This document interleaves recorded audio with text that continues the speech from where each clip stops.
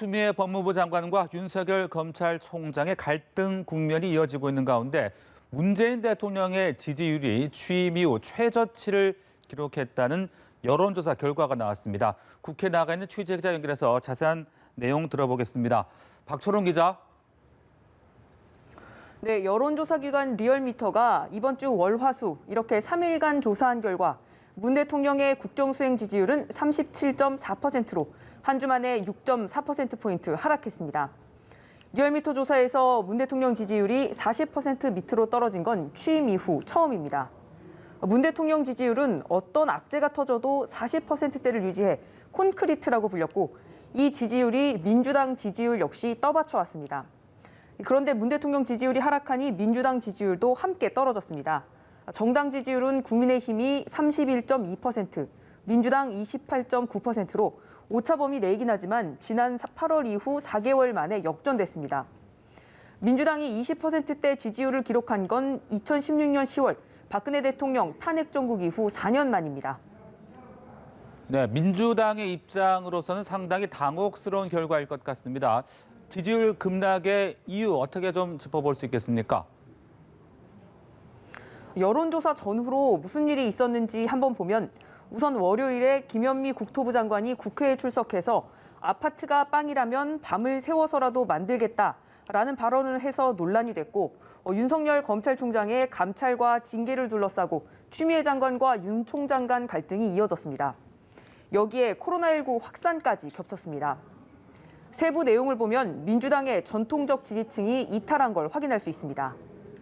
호남 지역에서 문 대통령 긍정평가가 13.9%포인트 떨어졌고 충청에선 14.9%포인트 내려 낙폭이 전 지역 중 가장 컸습니다. 민주당 지지율은 진보층에서 9.9%포인트 하락했습니다.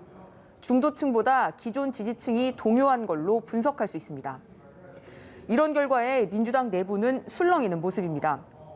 일단 김태년 원내대표는 집권 여당에 맡겨진 역할을 충실히 잘 하겠다고 말을 아꼈습니다.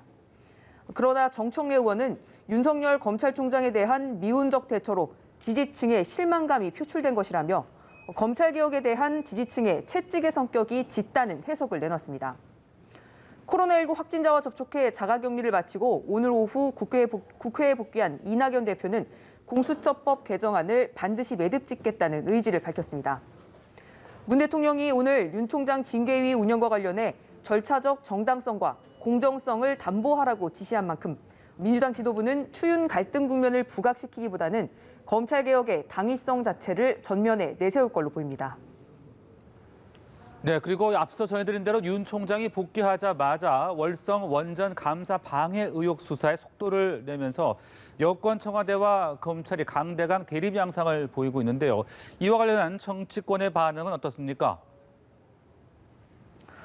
네, 바로 어젯밤입니다. 검찰이 월성 원전 감사를 방해한 혐의로 산업부 공무원 3명에 대한 구속영장을 청구했다는 소식이 전해지자 민주당은 바로 복귀하자마자 구속영장을 청구한 건 정부의 정당한 정책에 대한 명백한 정치 수사이자 검찰권 남용이라는 입장을 내놨습니다.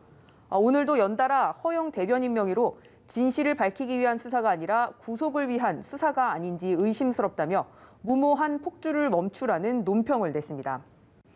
국민의힘은 징계위를 앞두고 임명된 이용구 신임 법무부 차관을 정조준했습니다.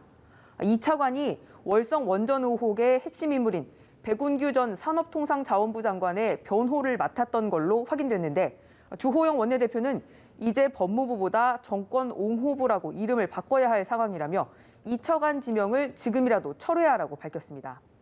지금까지 국회에서 전해드렸습니다.